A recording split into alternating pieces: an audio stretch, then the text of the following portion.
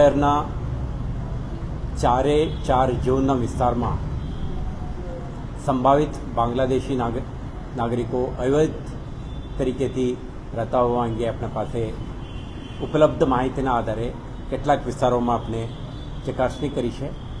500થી વધારે સ્ત્રી પુરુષોને એમને જુદા જુદા પોલીસ સ્ટેશન વિસ્તારોમાં બોલાવી એમના ડિટેલ્ડ વેરિફિકેશન આપણે કરી છે. આ વેરિફિકેશન દરમિયાન આપણે જે કેટલાક પ્રકારના એલિમેન્ટ્સ, ખાસ કરીને કોઈ ઇન્ડસ્ટ્રીયલ વર્કર, કોઈ સ્પા કે હોટલમાં કામ કરતા લોકો અને કોઈ અન્ય વિસ્તારમાં ગોલ્ડ જ્વેલરી કે ઇમિટેશન જ્વેલરીના જે ઇન્ડસ્ટ્રી સાથે જોડાયેલા કેટલાક શકદારો હતા, આવા તત્વોને આપણે વેરિફિકેશન કરી છે.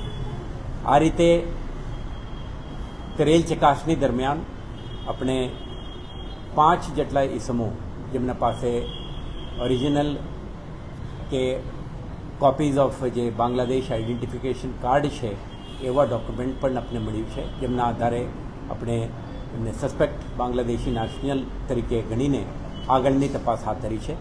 અને અન્ય 15 જેટલા ઇસમો છે જેમના પાસે કેટલાક ડોક્યુમેન્ટ જો સસ્પેક્ટેડ છે, જેના બાબતે પોલીસ દ્વારા ડિટેલ્ડ ઇન્વેસ્ટિગેશન પણ આપણે હાથ ધરી છે. આ તબક્કે કેટલાક અન્ય ઇસમો પણ સસ્પેક્ટેડ હોવાની શક્યતા છે. તો આ અભિયાન અત્યારે પ્રગતિમાં છે, આવતીકાલે પણ ચાલુ રહેશે.